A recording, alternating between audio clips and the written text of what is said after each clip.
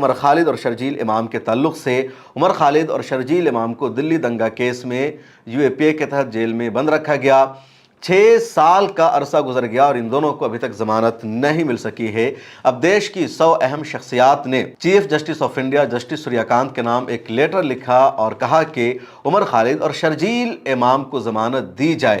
ان پر UAPA لگایا گیا ہے۔ 6 سال ہو گئے، ابھی تک چارج شیٹ داخل نہیں کی گئی ہے۔ ان کا جرم کیا ہے یہ نہیں پتا، اور بغیر جرم کے، بغیر چارج شیٹ کے اگر کوئی 6 سال تک جیل میں رہتا ہے تو یہ سسٹم پر بہت بڑا سوال ہے، سپریم کورٹ پر سوال ہے، عدلیہ پر سوال ہے۔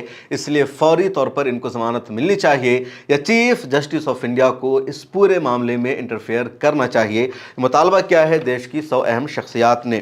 اب بات کرتے ہیں کچھ انٹرنیشنل خبروں کے بارے میں، اور سب سے بڑی خبر یہ ہے کہ یونائٹڈ نیشن کی طرف سے غزہ پٹی کے لیے مظلوم فلسطینیوں کے لیے جو ریلیف بھیجا جا رہا ہے، اس ریلیف کو ویسٹ بینک میں اسرائیلی سیٹلر لوٹ رہے ہیں، اس کو چوری کر رہے ہیں، اپنے گھروں میں یونائٹڈ نیشن کی ریلیف کو لے کر جا رہے ہیں۔ الجزیرہ نے یہ خبر شائع کی ہے اور باضابطہ یونائٹڈ نیشن کی طرف سے یہ اپڈیٹ سامنے آئی ہے۔ اب دیکھیے کتنی بڑی بے شرمی ہے اسرائیل کی اور اسرائیلی سیٹلرز کی۔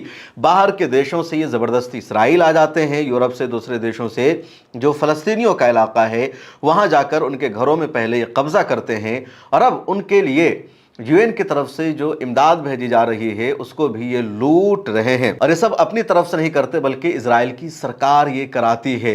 اسرائیل کی سرکار اگر ڈائریکٹ کرے گی، اسرائیل کی پولیس کرے گی، آرمی کرے گی تو ان کا جرم واضح طور پر سامنے آئے گا۔ یونائٹڈ نیشن سے ایکشن لیا جائے گا کہ اسرائیل کی پولیس، فوج یا سرکار امدادی سامانوں کو، امدادی کنوے کو غزہ نہیں جانے دے رہی ہے۔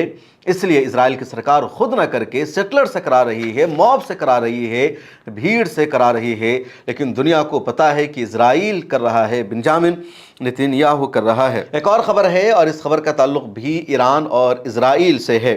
اسرائیل کے ایجنسی ہے شنبیٹ، اس نے دعویٰ کیا ہے کہ ایران نے اسرائیل میں موجود صحافیوں کو، جرنلسٹ کو مارنے کی کوشش کی تھی، ان کو نشانہ بنایا تھا، لیکن شنبیٹ نے ایران کے اس ایجنڈا کو اور اس حملہ کو کامیاب نہیں ہونے دیا۔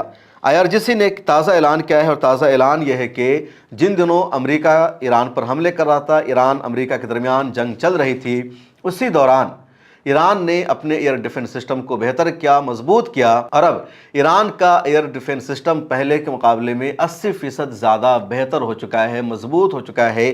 اب اگر امریکہ کا فائٹر پلین آتا ہے، اسرائیل کا جنگی جہاز آتا ہے، تو ایران کا ایئر ڈیفنس سسٹم اس قابل ہے کہ وہ اس کو روک سکے، ان کے حملوں کا اندازہ لگا سکے، اور پہلے کی طرح اب امریکہ اور اسرائیل ایران کے آسمانوں پر، ایئر اسپیس پر اپنا قبضہ نہیں جما سکتا ہے۔ یمن سے خبر سامنے آ رہی ہے کہ حوثیوں میں اور یمن کی فوج میں لڑائی لگاتار جاری ہے، اور حوثیوں نے مارب میں 4 بیلسٹک میزائل سے حملہ کیا، اسی طرح ڈرون سے حملہ کیا، اور شہریوں کی ہلاکت بھی ہوئی ہے۔ جوابی کارروائی بھی کی ہے یمن کی متحدہ حکومت کی فوج نے، اور حوثیوں کے میزائلوں کا جو گودام تھا جہاں ان کے ڈرون رکھے ہوئے تھے اس کو نشانہ بنایا گیا ہے۔ ایک اور اہم ترین خبر ہے اور اس خبر کا تعلق قطر اور ایران سے ہے۔ ایران نے قطر پر فائٹر پلین سے حملہ کیا اور قطر کی فوج نے ایرانی حملے کو ناکام بنا دیا تھا۔ ایک پائلٹ مارا گیا تھا، لیکن 3 پائلٹ زندہ گرفتار ہوئے یا ان کی موت ہوئی۔ اس پر قطر اور ایران کے درمیان ایک نئی لڑائی شروع ہو چکی ہے، اور ایران کیوں ایک نیا تنازع کریٹ کر رہا ہے مڈل ایسٹ میں، اس پر ایک تفصیلی ویڈیو میں نے بنا رکھی ہے، تو اس میں پوری تفصیل جان لیجئے۔ فی الحال مجھے دیجئے اجازت۔ آخر میں پھر گزارش ہے، ملت ٹائمز کی ممبرشپ اور سبسکرپشن ضرور لے لیجئے۔ غزہ پٹی کے مظلوموں تک اگر آپ اپنی امداد بھیجنا چاہتے ہیں تو امت سیوا ٹرسٹ کے ذریعے بھیج سکتے ہیں۔ لگاتار امت سیوا ٹرسٹ کے ذریعے غزہ پٹی کے مظلوموں کی مدد کی جا رہی ہے۔